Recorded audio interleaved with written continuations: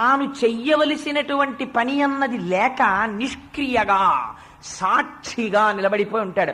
అందుకే సాయిబాబా గారు ఉద్యోగం ఏం చేశారండి, రమణ మహర్షి ఉద్యోగం ఏం చేశారండి అని అడగకూడదు.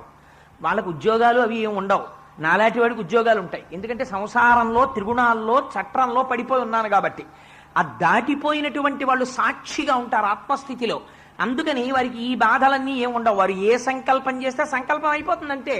వాడికి ఉన్న జబ్బు నాకు రావాలంటే వచ్చేస్తుంది. నాకు మరణం లేదు, రాదు.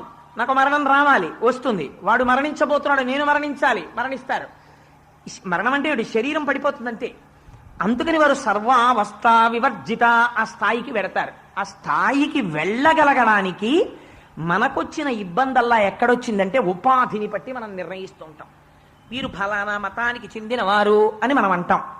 బాబా గారి అవతారం వచ్చేటప్పటికి ఉన్న పరిస్థితులు ఏమిటంటే రెండు మతముల మధ్య సంఘర్షణ వాతావరణం తీవ్రమైన స్థితి.